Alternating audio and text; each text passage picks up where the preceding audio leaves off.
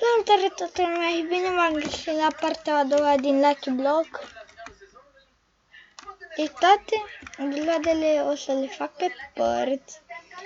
Adică nu cred că vă place să le fac pe părți. Stați puțin. Gata. Dar în Roblox are ceva și pot să nu schimb butonul.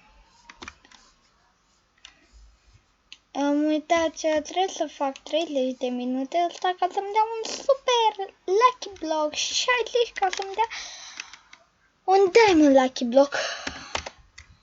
Adică, na. Da, sper să vă placă aceste episoade și mă enervează armele.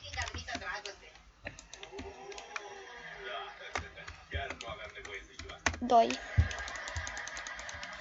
Ce faci ăsta? Iisuse, de ce nu mi-ai zis?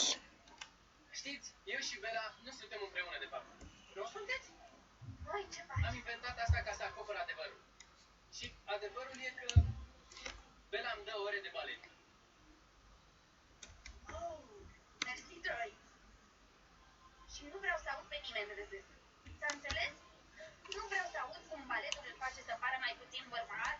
Nu vreau să aud niciun fel de porecle de genul Troy sau balerinul. Ați auzit? Nu e amuzant. Nu râde nimeni! Așa. Mă asiguram doar. Au, au. Hai frate, fix când descoperisem și eu ce face armarea. Să știți că abia am început canalul ăsta. Nu uitați să dați un like, share, subscribe, poate un share pe Facebook. La link-ul de la Facebook în descriere și am niște cuțitașe. Și un dinozaur pe care cred că pot merge, dar e lăguit. Bine, e băguit, adică. E băguit dinozaurul. Da, e băguit dinozaurul. E băguit. Iau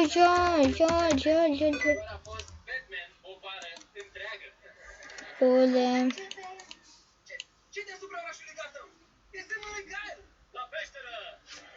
Enter. Mult mai mult decât pantoful de balet. Reset.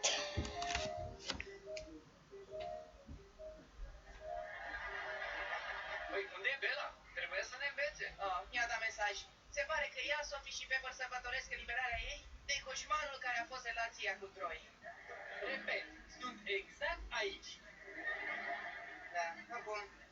A zis că o să avem un suplinitor. Eu sper că v-ați adus apărătoarele pentru că o să vă chinui rău de tot. Și 1, și 2, și În continuare, vrăjitoare de liceu la Nickelodeon. Faceți cunoștință cu fata cea nouă, Emma. Se întâmplă că este vrăjitoare în pregătire. Și nu este Se voi lua de aici.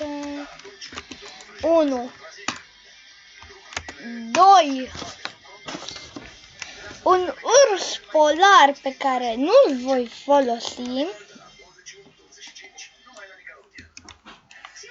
Hai frate, pe bune. Pot să-l omor măcar. A nebunit sabia.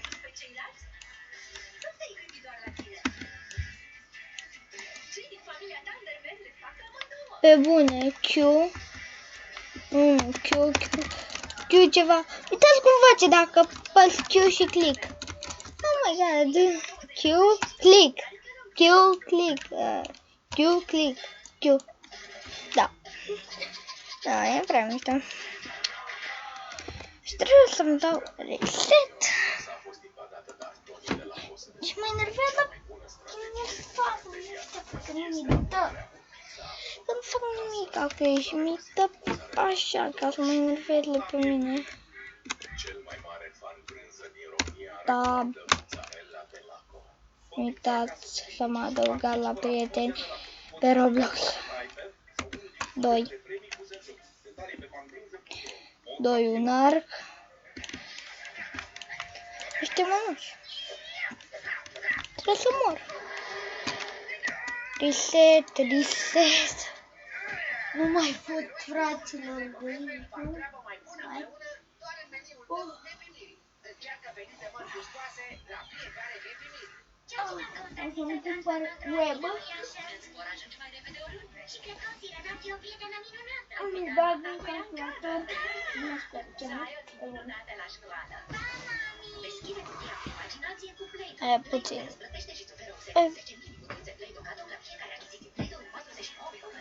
Jucăm în stilul nostru.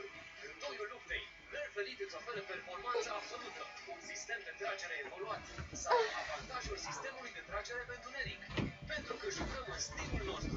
Nerf Elite Fire Strike. Haide! Hai! Cea mai tare tabără de vară revine. Înscrieri din Da, 27 abia s-a făcut 29 de mult.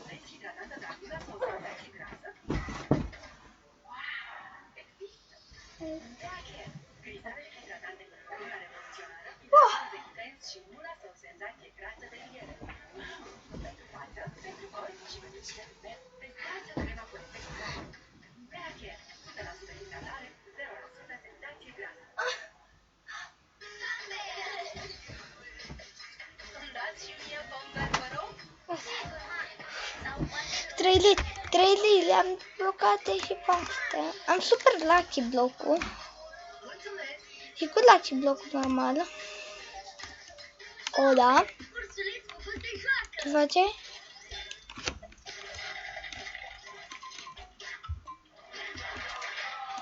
Asta, cam aceleași chestii. 3, 4.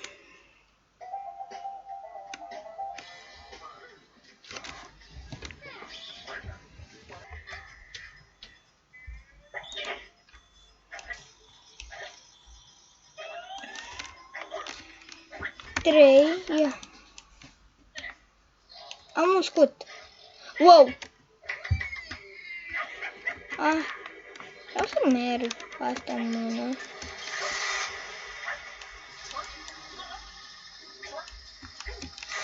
Nu puteam să zbor. Oh my god! Sunt fairy!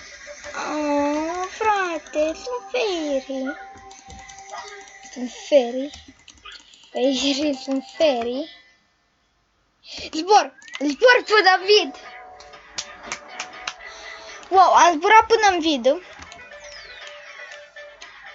O, 4. Da, mă, nu știu, sunt băguite, cred. Ai, ale, așa asta. Wow, deci o să mă fac plin de lucky blocuri. Deja nu prea mai am loc. 6, 5, ai de 7,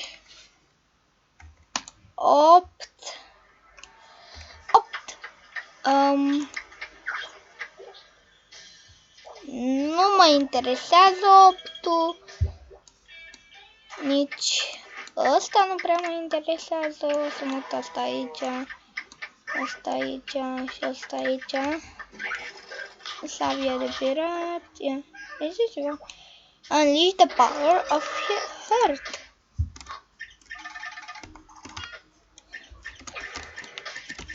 Bam bam bam bam bam. Ok.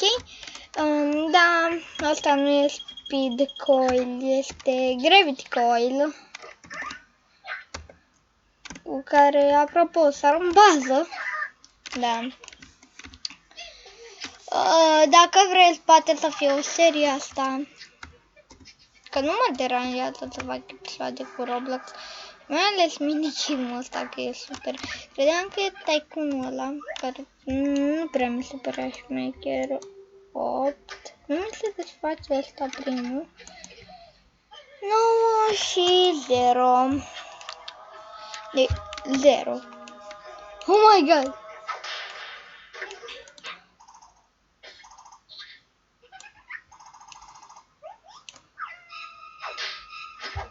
My God.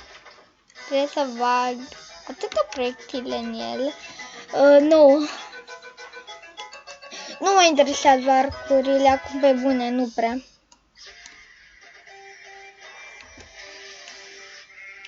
Opt. Emma, ce-a fost sunetul ăsta? Ce sunet? Ăsta. Ești bine? Da, repetăm pentru cursul de actorie. Ezi are rol de capră. Te-ai înscris la actorie? Am crezut că urăști actoria. De când ai jucat în piesa aceea în clasa a doua și ai avut acel accident? Tată! Nu, Ezi! Ce ziceai? Nimic, doar repetăm. Ezi, nu! Nu se duce la acea ghicitoare de la lacul interzis. Ezi, nu! Aceea 8. Emma, știi că am încredere în tine, da? 9. 0. capră! 9. Ce e? Pălărie. Până la 5, după care intru, da? Ai înțeles? Pălăria asta ce face? Nu mă interesează. 2, Dă-mi-o înapoi!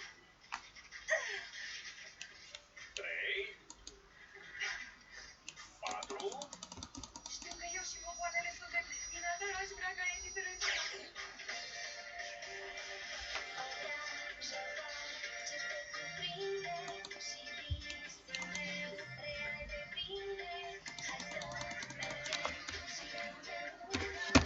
Cam atât a fost și cu partea asta și noi ne vedem data viitoare. Pa, pa!